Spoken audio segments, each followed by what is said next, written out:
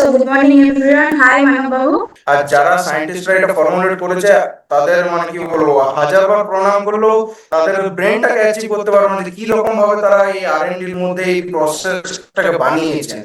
তখন উনি বলেছেন যে একটা নিউট্রিশনে কিভাবে একটা মানুষের ওয়েট লস করাচ্ছে আর একটা মানুষের ওয়েট গেইন করাচ্ছে। তখনই আমি জাস্ট এই নিউট্রিশনটা সম্বন্ধে সেলফ স্টাডি করি, রিসার্চ করি, আর&ডির যে সাইট গুলো রয়েছে হায়দ্রাবাদে সেটাতে আমি অফিসিয়াল উইকিপিডিয়া বিভিন্ন পড়ে তখন আমি বুঝতে পারলাম যে গোটাটাই ক্যালোরি এবং নিউট্রিশন ডেফিসিয়েন্সির জন্য আমাদের ওয়েট, মানে আমি নিজে ডাক্তার হওয়ার পরেও আমি এখনো পর্যন্ত তখন বুঝতে পারিনি, সিস্টেম আসার পর বুঝতে পারলাম যে এটা তো আমি রোজ পড়ছি কিন্তু তাও বুঝতে পারিনি, ইন্টারঅ্যাক্ট করার পর বুঝতে পারলাম যে আসল জায়গাটা কোথায় আমাদের প্রবলেম হয় মানুষের। আমি পার্সোনালি কোনোদিন আর্টিফিশিয়াল ফর্মুলেশন প্রেফার করিনি কোনো পেশেন্ট বা কোনো কাপলদের কি আপনি আপনার বাচ্চাকে এটা খাওয়ান সেটা খাওয়ান, আমি ন্যাচারাল থেরাপির মধ্যে দিয়ে আমি যাই।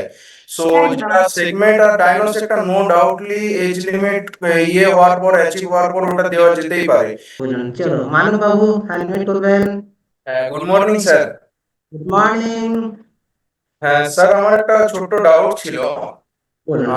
আপনি আজ যেটা ইয়েটা চাইল্ড নিউট্রিশন সম্বন্ধে যে ইয়েটা দিলেন, টকটা দিলেন, সো আমার একটা জিনিস জানার ছিল যে আপনি যে স্লাইডটা একটা শেয়ার করেছিলেন যেটাতে একটা নিওনেটস আর ইনফ্যান্টস মানে আপনার যেটা এজ লিমিটটা ছিল সদ্যজাত বাচ্চা আর প্রসব হওয়ার after 3 months to up to 10-12 months পর্যন্ত, তো আপনি এখানে যেটা বললেন যে সেই ডাইনোসেক্টর, নো ডাউটলি ডাইনোসেক্টর ফর্মুলেশন আমি নিজে স্টাডি করেছি সিস্টেমে আসার পর প্রত্যেকটা ফর্মুলেশনই, তো আপনি যেটা বললেন যে সেগমেন্ট আর ইয়েটা ইউজ করা যেতে পারে, তো স্যার পার্সোনালাইজ প্রোটিন যেটা আছে বা প্রোটিন সাপ্লিমেন্ট আছে সেটা কি স্যার নিওনেটের জন্য ওটা মানে হার্মফুল নয়? কারণ আমি হসপিটালে যখন পেডিয়াট্রিক পেশেন্ট কিছু ইয়ে করি যাদের নিউট্রিশনাল ডেফিসিয়েন্সি থাকে, মানে হয়তো তার মা বাবার থেকে জেনেটিক ডেফিসিয়েন্সির কারণে বা কোনো নিউট্রিশনাল ল্যাক অফ নিউট্রিশনের জন্য সে জন্ম নিয়েছে, তো তাদের কোনোদিনে আমি স্পেশালি বা আমার যারা সিনিয়র এমবিবিএস দাদারা আছে তারা কোনোদিন নিওনেটসদের, মানে নিওনেটস বলতে আপনার 0 to 12 মান্থস এর মধ্যে যারা রয়েছে, বেসিক্যালি 0 to 6 মান্থ বলা হয়, তো এই তাদের প্রোটিনটা প্রেফার করেনি। তো আমি জানতে চাইছি যে কোন এজ ক্যাটাগরির মধ্যে ওটা সেফ, কারণ বাচ্চাদের অ্যাকচুয়ালি আমাদের যে এই ডায়ানোসাইট অ্যালোমিক প্রোটিন এগুলো প্রত্যেকটাই 2 বছর এর পরে রিকমেন্ডেড। ওকে, লেভেলে যেটা লেখা আছে সেটা হচ্ছে 2 বছর। অবশ্যই ডায়ানোসাইট আমি বুবাই বাবুর যে বাচ্চার যে ইয়েটা বললেন, ওখান থেকে আমি জাস্ট এই প্রসঙ্গটাই বলার ছিল, সেটা হচ্ছে কি বুবাই বাবুর বাচ্চার স্টার্টটা করেছে 22 মাস থেকে। Yes, তো সেই তখনই আমার মাইন্ডে এসেছিল যে এটা এজ লিমিটটা বলে দিই, সেটা হচ্ছে 2 বছর থেকে স্টার্টটা হবে। ওকে, বাট যদি কনফিডেন্স থাকে, হ্যাঁ এগুলো তো প্রত্যেকটা খাবার। ওকে, ওদের দেখবেন আমরা যেসব খাবার খাই সেগুলো ছোট্ট ছোট্ট স্পেলে আমরা বাচ্চাদের মুখে তুলে দিই। আমার বাচ্চার বয়স যখন, এটা ডিসক্লেমার আমি করেছি, আপনারা করতে যাবেন না। আমার বাচ্চার বয়স যখন 1 বছর জাস্ট ক্রস করেছে, আহ, তারপরে ওর যে ব্রেস্ট ফিডিং সেটা বন্ধ হয়েছে। এবার হচ্ছে কি, আমাদের এই যে ডায়নোসেক ব্রেস্ট ফিডিং ছাড়ার পর একটা সব, আমার মনে হয় যে যত হেলথ ড্রিঙ্কস বাজারে চলছে তার তুলনায়, তুলনা তো করাই যাবে না, কোথায় হেল এন্ড হেভেন ডিফারেন্স তাদের সাথে। বাট এটাতে কি হয়, কম্বিনেশন করে দেওয়া যাবে। যেমন ধরুন প্রোটিনের ডেফিসিয়েন্সি যদি থাকে তাহলে মেবি হ্যাঁ প্রোটিনটা আমরা 2 বছর পর থেকে আমরা ইনক্লুড করতে পারি সেগমেন্ট টেস্টের জন্য। তার সাথে সাথে কিছু কিছু ভিটামিনস এন্ড মিনারেলস আছে যেগুলো কিন্তু প্রত্যেকটা বাচ্চার জন্য দুর্দান্ত ভাবে কাজ করবে। ওকে, তাহলে 2 বছরের পরে রিকমেন্ডেড। ওকে, দেখি চন্দ্রিমা ম্যাডাম কিছু একটা বলছেন, আমি বলি। Yes, so good morning everyone. Hi মানব বাবু। আপনি যেটা বললেন একদমই ঠিক কথা বললেন। অ্যাকচুয়ালি ওটা ডিপেন্ড করে যে আমাদের বয়স ওয়াইজ। এবার এইটা কি হয় না, মানে অনেক সময় হয় যে অনেক ল্যাকটেটিং ওম্যান থাকে যারা হয়তো বাচ্চাকে ব্রেস্ট ফিড করাতে পারেন না তাদের কাজে জয়েন করার জন্য। সেই ক্ষেত্রে যারা এই সিস্টেমে আছে, যাদের এই সিস্টেমটার প্রতি ভীষণভাবে বিশ্বাস আছে খাবার দাবারের প্রতি, কারণ দেখুন তাকে তো, তার বাচ্চাকে তো বাজার চলতে যে কোনো বেবি ফুড যেগুলোকে বলা হয় ন্যানপ্রো বা এই ধরনের কিছু তো দিতে হয়। সেক্ষেত্রে কেউ যদি মনে করছে তাহলে ডোজ ওয়াইজ ডায়নোসেকটা স্টার্ট করতে পারে। প্রথমে আমরা অল্প অল্প করে বলি যে অ্যাডজাস্ট করাতে, যদি তার ডাইজেস্ট হচ্ছে কারণ এটার মধ্যে তো প্রোটিনটা রয়েছে। এটা তার একটা বাচ্চা নতুন নতুন তার বডিকে রেডি করতে হবে, সে এতটা প্রোটিন ডাইজেস্ট করতে পারবে কিনা। তাই জন্য ফার্স্টে, বাট আপনি হয়তো দেখেছেন যে আমাদের যে শেক মেটটা সেটা ল্যাকটোজ ফ্রি আছে, তো দ্যাটস ওয়াই সেখানে ওটাকে যদি অ্যাড অন করছি তাহলে দুধের যে আহ, হ্যাঁ কিছু বলবেন? হ্যাঁ বলুন বলুন। ম্যাম আপনি যেগুলো বললেন 100% সেগুলো একদম নো ডাউটলি কোনো এটার মধ্যে অবজেকশন নেই, কারণ আপনি যে সেগমেন্ট প্রোটিনটার কথা বলছেন সেই প্রোটিনটা আমরা একটু বড় এজে গিয়ে সাজেশন, হ্যাঁ, সেক্ষেত্রে আমার যদি আমার কারো, কোশ্চেনটা ওখানেই হ্যাঁ ছিল, কারণ ব্যাপারটা হচ্ছে যে আমি 3 বছর ধরে অনেক পেডিয়াট্রিক পেশেন্ট দেখেছি। এবার ব্যাপারটা কি হয়, অনেকে এই বিভিন্ন আর্টিফিশিয়াল, আপনি তো জানবেন এই বিভিন্ন, আপনি যে বললেন যে ফর্মুলেশন গুলো আছে, আমি পার্সোনালি কোনোদিন আর্টিফিশিয়াল ফর্মুলেশন প্রেফার করিনি কোনো পেশেন্ট বা কোনো কাপলদের, কি আপনি আপনার বাচ্চাকে এটা খাওয়ান সেটা খাওয়ান, আমি ন্যাচারাল থেরাপির মধ্যে দিয়ে আমি যাই। সো একদম। যেটা সেগমেন্ট আর ডায়নোস, একটা নো ডাউটলি এজ লিমিট ইয়ে হওয়ার পর, অ্যাচিভ হওয়ার পর ওটা দেওয়া যেতেই পারে। হুম। পার্সোনালাইজ যেটা প্রোটিনটা, সেটাই আমার অবজেকশন, মানে অবজেকশন নয়, ঠিক ডাউটটা ছিল যে কারণ অনেক সময় কি হয় বাচ্চাদের মধ্যে ওই এজ লিমিটের মধ্যে 90% ডাইজেশন, ডাইজেস্ট করতে পারে না। ডাইজেস্ট নয়, ব্যাপারটা হয় ওটা কি হয়, মেটাবলিজম স্লো থাকে। মেটাবলিজম মানে সে একটা না, মেটাবলিজমের সাথে আপনার অ্যাবজর্পশন, ডিস্ট্রিবিউশন এন্ড এলিমিনেশন, এই চারটা টোটাল জিনিস নিয়ে আমাদের বডি ফার্মাকোকাইনেটিক্স ডিল করে। তো ব্যাপারটা একদম। কি, অনেক সময় বাচ্চাদের মধ্যে অনেক কম বয়সে একেআই সৃষ্টি হয়ে যায়, যেটাকে আমরা মেডিকেল টার্মে অ্যাকুইট কিডনি ইনজুরি বা অ্যাকুইট কিডনি ফেলিওর বলি। তো সেই জন্য আমার ডাউটটা ছিল যে পার্সোনালাইজ প্রোটিনটা স্পেসিফিকলি না ডাইনোসেক এবং না না, ডাইনোসেক এন্ড সেগমেন্ট, যদি কেউ বাচ্চাকে গরুর দুধ খাওয়াচ্ছে আমরা তাকে ডাইনোসেকটা ফার্স্ট গরুর দুধ থেকে স্টার্ট করতে বলি, যে গরুর দুধের সঙ্গে তুমি মিশিয়ে খাওয়াও। যদি কোনো বাচ্চাকে ডক্টর বলে দিচ্ছে না গরুর দুধটা চলবে না, আপনার ল্যাকটোজ ইনটলারেন্স আছে, যে কোনো আমুল স্প্রে খাওয়ান, তখন আমরা বলি দেখুন আমুল স্প্রেটা আপনি কিনছেন, বাট আমুল স্প্রেটার মধ্যে যে ফুড কোয়ালিটি আছে সেটা থেকে আপনি যে সেগমেন্টটা নেন সেটা বেটার, তো ওটা অ্যাড অন করুন। এরপর ধরুন যখন বাচ্চার বয়স আমার 5 বছর একটু বড় হয়ে যাচ্ছে, 5 বছর 6 বছর, যখন অ্যাকচুয়ালি লেস কুরকুরে যে টাইম গুলোতে চলে আসছে, বাচ্চাদের মধ্যে খাবার প্রবণতাটা একদমই থাকছে না, এবং অনেক বাচ্চা একটু বড় হতে হতে ডিম সিদ্ধ খায় না, মাছে গন্ধ লাগে, তো ওই টাইমটাতে তখন বাচ্চাদের আমাদের কম খাবারের মধ্যে পেটটাকে ভর্তি রাখতে হবে এবং তার সাথে সাথে পুষ্টিটা দেওয়া। তখন যদি তার রিকোয়ারমেন্ট হচ্ছে সেক্ষেত্রে ওটাকে আস্তে আস্তে করে দেওয়া যেতে পারে। ওই যে শামসুদ্দিন অলরেডি বলে যে এজ লিমিট ওয়াইজ সেটা তার কোচ জানবে যে কোন বয়স থেকে কিভাবে অ্যাড করবে। হ্যাঁ, আরেকটা শামসুদ্দিন স্যার যেটা ভালো জিনিস বললেন, যে উনি একটা স্টোরি শেয়ার করলেন, ওনার একজন বন্ধু বা কলিগ যিনি নিজের বাচ্চাকে সুইট খেতে দেন না, very good it's I think, কারণ ডার্ক একদম। চকলেট ইন্ট্রোডিউস করেছে প্রথম থেকে, ডার্ক চকলেট একটা বাচ্চাকে অ্যাডমিনিস্টার করানো তার, মানে আই থিঙ্ক এখনকার দিনে ডার্ক চকলেট মানে কি বলবো, অনেক কম প্যারেন্টস বা কাপেলরাই তার বাচ্চাকে প্রেফার করে, কারণ সুইট বা অন্য চকলেট খাওয়ানোর থেকে ডার্ক চকলেট আই থিঙ্ক আমি অবশ্যই প্রেফার করবো, আমার কোনো পেশেন্ট হোক বা কাপেল হোক বা any other any relatives anything. So স্যারের একদম। এই স্টোরিটা শুনে খুব ভালো লাগলো, যে আই থিঙ্ক কেউ না কেউ তো আছে যে জেনারেল অ্যাওয়ারনেস তার মধ্যে আছে কি একদম। বাচ্চাকে সুইট এবং এই সিস্টেমে আসার পরে সবাই তার বাচ্চার রেজাল্ট শেয়ার করলো। আমার বাচ্চার বয়স এখন 12 বছর।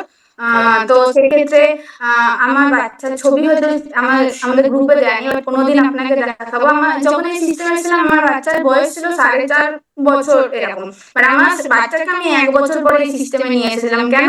কারণ তখন এরকম অনলাইন সিস্টেম ছিল না, তখন টোটালটাই ফিজিক্যাল হতো এবং এত এডুকেশন আমরা পাইনি। আমরা শুধু ভেবেছিলাম যে এটা হয়, এই যে খাবারটা আমরা খাচ্ছি এই খাবারটা হয়তো ওয়েট লসের জন্য, এবং তখন আমাদের ওই অত গায়ে পড়ে দেখা এত অ্যাওয়ারনেসটা সত্যি কথা বলতে ছিল না। That's why. এক্স্যাক্টলি, এটা আমিও সিস্টেমে এসেছিলাম ওটা ভেবেই, কিন্তু যখন ওই সৌরভ ব্যানার্জি স্যার আমাকে প্রথম ইয়ে করেছিলেন, তখন উনি বলেছিলেন যে একটা নিউট্রিশনে কিভাবে একটা মানুষের ওয়েট লস করাচ্ছে আর একটা মানুষের ওয়েট গেইন করাচ্ছে, তখনই আমি জাস্ট এই নিউট্রিশনটা সম্বন্ধে সেলফ স্টাডি করি, রিসার্চ করি, আর&ডির যে সাইট গুলো রয়েছে হায়দ্রাবাদে, সেটাতে আমি অফিসিয়াল উইকিপিডিয়া বিভিন্ন পড়ে তখন আমি বুঝতে পারলাম যে গোটাটা ক্যালোরি এবং নিউট্রিশন ডেফিসিয়েন্সির জন্য আমাদের ওয়েট, মানে আমি নিজে ডাক্তার হওয়ার পরও আমি এখনো পর্যন্ত তখন বুঝতে পারিনি, সিস্টেম আসার পর বুঝতে পারলাম যে এটা তো আমি রোজ পড়ছি কিন্তু তাও বুঝতে পারিনি, ইন্টারঅ্যাক্ট করার পর বুঝতে পারলাম যে আসল জায়গাটা কোথায় আমাদের প্রবলেম হয় মানুষের। একদম। তো তখন আস্তে আস্তে করে 1 বছর আমি ভাবি যে আমি আমার বাচ্চাকে, একটা বছর সিস্টেম মেনে ইন্ট্রোডিউস হওয়ার পরও একটা বছর আমি আমার বাচ্চাকে ভালো কিছু দিতে পারিনি এবং দিইনি, মানে ল্যাক অফ মাই নলেজ, আমার নলেজের কারণে। তো যখন আমি দেখি এবং তো সেখান থেকে আমি বাচ্চাকে দুটো আরেকটা জিনিস বাচ্চাদেরকে দেওয়া যায়, যেটা হচ্ছে সিম্পলি প্রোবায়োটিক, যেটা হচ্ছে গ্রাস সার্টিফাইড। ওটা নিয়ে একটু স্টাডি করবেন, ওটা খুব সুন্দর একটা, খুব খুব খুব একটা দুর্দান্ত একটা নিউট্রিশন, যেটা আমাদের সিম্পলি প্রোবায়োটিক। ঠিক আছে, ওটা নিয়ে আপনি একটু স্টাডি করবেন, দেন ওটা নিয়ে আপনার সাথে আমি একবার বসবো, কথা বলবো। হ্যাঁ, কারণ নিশ্চয়ই। ডাক্তারি টাইমে অনেক জিনিস আমরা আমরা আমরা বুঝতে পারি না, বাট সবার তো জায়গা আলাদা আলাদা হয়, তো সেই হ্যাঁ, জায়গা হ্যাঁ। কিছু কিছু জায়গা ওই জায়গা থেকে খুব বেটার। তো ওইটা স্টার্ট করি, ডাইজেশন ইমপ্রুভ হয়, কারণ আমার বাচ্চার ডাইজেশনেরই সমস্যা ছিল, কোনো কিছু খেলে গ্যাস হয়ে যেত এবং বমি হতো, যার কারণের জন্য যাই খাওয়াতাম ওর ডাইজেস্ট করতো না, এবং ওর যে কারণের জন্য বডিতে ইমিউনিটিও লো ছিল আর খুব রোগা পাতলা ছিল। এবং এমনও কথা শুনতে হয়েছে আমাদের যে আপনারা দুর্ভিক্ষের কারণ, বাচ্চা ফলাফল, হ্যাঙ্গারে জামা টাঙিয়ে রেখেছেন, ভয়ে আমি কোনো আমার বাচ্চাকে জামা খুলে কোথাও কারোর সামনে স্নান করানো, তেল মাখাতে ভয় পেতাম, কারণ লোকে বলতো যে মা তোর ওইগুলো রিপগুলো তো গোনা যাচ্ছে। একটা মায়ের কাছে সেই জায়গাটা আজকে আমি ইজিলি বলছি, বাট ওই জায়গাটা খুব খারাপ লাগার জায়গা। সেখান থেকে আমি যখন এই সিস্টেমের সমস্ত কিছু সম্পর্কে আস্তে আস্তে করে জানতে পারি, জানতে পারার পরে আমি শুরু করাই আমার বাচ্চাকে, এবং অ্যামেজিং ভাবে কিন্তু আস্তে আস্তে করে ওর ফার্স্ট যেটা ইমপ্রুভমেন্ট হয়, খুব ঠান্ডা লেগে যেত, ঠান্ডা লেগে যেত এবং হোমিওপ্যাথি চলতো মাঝে মাঝে, ওই জায়গাটা ফার্স্ট ইমপ্রুভমেন্ট হয়। দেন দেখি যে ডাইনোসিকটা খাওয়ার পরে আমি একটা জিনিস লক্ষ্য করি যে ওর ডাইজেশনটা ভালো হয়, যেন ভীষণভাবে খিদে পাচ্ছে, খুব ভালো ঘুমাচ্ছে। মানে আমার কোচকে জিজ্ঞেস করি স্যার প্রচুর খাচ্ছে, আমার ভয় লেগে যাচ্ছে, আমার অনেক সময় বলে না অম্বল হয়ে গেলে বেশি খায়। তো আমি ভাবি যে স্যার এটা প্রচুর খাচ্ছে, কি করবো, মানে খিদে খাবো বলছে, বলছে খাবার দাও বাট অল্প অল্প করে দাও, বাট কোয়ালিটি ফুড দাও। মানে এমন আজে বাজে কিছু দিয়ে দেন, আমি যদি বারবার খিদে বলছে একটা কলা দাও, আধখানা কলা দাও, দু পিস খেজুর দাও, কোনো ফল থাকলে দাও, দরকার হলে তুমি একটা রুটিকে একদম হালকা ফুলকাটা করে উপরে একটুখানি বাড়িতে যে ভেজিটেবলসটা ওটা রোল করে দাও, পিনাট বাটার হালকা করে লাগিয়ে দাও, কারণ ওর বয়স তখন মোটামুটি 5.5 বছর এরকম। তো এই করতে করতে ওর এই আস্তে আস্তে করে দেখি ডাইজেশন খুব ইমপ্রুভ হচ্ছে, এবং ধীরে ধীরে ধীরে ধীরে করে ওর কিন্তু ওয়েটটা একদিনে বাড়েনি, আস্তে আস্তে করে গ্র্যাজুয়ালি ওয়েটটা কিন্তু আস্তে আস্তে করে গেইন করেছে, এবং আজকের ডেটে ফিট এন্ড ফাইন আছে, মেডিসিন ফ্রি আছে, সেটাই আমার কাছে সব থেকে বড় কথা। হ্যাঁ। তো থ্যাংক ইউ মানব বাবু, আপনার সাথে কথা বলে ভালো লাগলো। আর একটা জিনিস, যেহেতু আপনি অ্যাজ এ ডক্টর, তাই মাঝে মাঝে অনেককে আমাদের সিস্টেমে অনেক ডক্টর বলে দেয় যে তাদেরকে যে এই খাবারগুলো খাবে না, তো ওই জায়গা থেকে আমাদেরকে একটু হেল্প করতে হবে যে অ্যাটলিস্ট। না না ম্যাম, ব্যাপারটা হচ্ছে যে ডাক্তার সমস্ত ডাক্তারই দেখুন, আমি এই সিস্টেমে আসার পর আমার মনে হয়েছিল, আমি আমার পার্সোনাল আপনাকে ইয়েটা বলছি, আমি এর আগেও আমি অনেক মেডিসিন আমি ইউজ করেছি, মানে যেটাকে ড্রাগ অ্যাবিউজ বলে, অনেকে ইয়ে করে ফেলে, আমি বাড়িতে জানাইনি যে আমি এখন ড্রাগ অ্যাবিউজ করেছিলাম। তো সমস্ত কিছুই জানি যে কোনটা ওইটা অ্যাবনর্মাল একটা রেজাল্ট পেয়েছিলাম, মানে হঠাৎ আপনার বিশ্বাস করবেন না যে 10 to 15 ডেজ এর মধ্যে মানে ডাইরেক্টলি 30 কিলো ওয়েট লস হয়ে যাওয়া, সেটা একটা মানুষের বডি নিজে বুঝতে পারে না যে আমি কিভাবে ম্যানেজ করবো এই ওয়েটটা, মানে সাডেনলি লস হয়ে গেছে। আর আবার অনেক সময় এমনও হয়েছে যে আপনার হয়তো আমি 85 কিলো ওয়েটে আছি, সেটা আমার 102 কিলো এরকম চলে গেছে, সেটাও মেডিসিনের জন্য। তো আমরা ডাক্তারদের দোষ দিই না, কারণ মানুষ গিয়ে বলে আমি হার্বাল লাইফ খাচ্ছি। এবার ডাক্তাররা তো অনেকে এই বিষয়টা হয়তো ডিটেলসে জানে না, তো সেই ক্ষেত্রে তারা বলেন যে ঠিক আছে আপনারা এই ডেটা করছেন একটুখানি দিন, আপাতত এইগুলোকে খান, এটা তাদের দোষ না। বাট না, আমি বলবো যে মেডিসিন, আমি আমাদের যে কোর্সটা টোটালি এমবিবিএস নয়, আমাদের আয়ুর্বেদিকও আছে, আমাদের অ্যালোপ্যাথিও রয়েছে, হোমিওপ্যাথি আছে, এবং বিভিন্ন আমরা স্পিরিচুয়াল থিংস এর মধ্যে দিয়ে পড়াশোনা করে আমরা ইয়ে করছি। তো আমাদের যেটা সিস্টেমের যে ফর্মুলেশনটা, নো ডাউটলি এটা মানে যে কোনো এজের, মানে আমাদের একটা অ্যাডাল্ট আর মোর দ্যান অ্যাডাল্ট এজের মধ্যে যে ফর্মুলেশন ওয়ান ইউজ করছি, সেগমেন্ট ইউজ করছি, পার্সোনালাইজড প্রোটিন ইউজ করছি, অ্যাফ্রেস ইউজ করছি, এগুলো নো ডাউটলি রিমার্কেবল ফর্মুলেশন। আমি এর আগেও অনেক R&D তে ইয়ে করেছি, বিভিন্ন R&D তাদের formulation, cosmetic and drug formulation গুলো যেগুলো হয়, সেগুলো আমি নিজে ইয়ে করেছি, মানে এক্সপেরিমেন্ট করেছি, তাদের কাছ থেকে শিখেছি। কিন্তু হার্বাল লাইফের যে স্যাম্পল গুলো, সেগুলো মানে মানে একটা কি বলবো, যে অন্য বিভিন্ন আমি প্রোটিন ইউজ করেছি, মাসেল ব্লেজের ইউজ করেছি, আরো হাবি জাবি অনেক করেছি 3 বছরে। তো সেগুলোর থেকে প্রথম প্রথম আমার প্রচন্ড অসুবিধা হতো, ডাইজেশন অসুবিধা হতো, কনস্টিপেশন হতো আমার, আরো বিভিন্ন জিআইডি। একটা টাইম এমন হয়েছিল আমার আইবিডি হয়ে গেছিল, আপনার বাউল। হ্যাঁ, তো ওই ডিসিজটা হয়ে যাওয়ার পর আমি বাড়িতে জানাইনি, তো নিজেরাই বন্ধু বান্ধব আর ডাক্তার আমাদের যিনি ক্লাস নেন ওদের সাথে কথা বলে ওগুলো ম্যানেজ করেছিলাম। তো এখানে আসার পর যে প্রথম আমি যে যখন ইন্ট্রো মানে অ্যাডমিনিস্টার করি এই ফর্মুলেশনটা, তখন আমি নিজে ফিল করি যে না, একটা বডিকে যখন বাইরে একটা আর্টিফিশিয়ালি প্রিপেয়ার্ড একটা নিউট্রিশন আমি দিচ্ছি, বডি নিশ্চয়ই ফিডব্যাক দেবে। কিন্তু আমি এটা ভাবিনি যে উইদিন 2 ডেজ এর মধ্যে সে পজিটিভ ফিডব্যাক দেবে। আমার প্রথম প্রথম টেন্ডেন্সি ছিল, আমি শেয়ার করিনি, কিন্তু হ্যাঁ পজিটিভ ফিডব্যাক দিয়েছে। সো নো ডাউটলি হার্বাল লাইফের, আই থিঙ্ক এটা অন্য কোনো ডাক্তার বলুক না বলুক, আমি নো ডাউটলি ডিবেট করার জন্য রেডি থাকবো, কারণ প্রত্যেকটা নিউট্রিশন আমি স্টাডি করে ফেলেছি অলরেডি। সো আমার এটাতে ডিবেট করার জন্য কারোর সাথে মানে দুবার বই পড়তে হবে না, আমি অলরেডি এটা রেডি করেই রেখেছি। কি হার্বাল ফর্মুলেশনটা কি বলবো, রিমার্কেবল ফর্মুলেশন। কোনটা?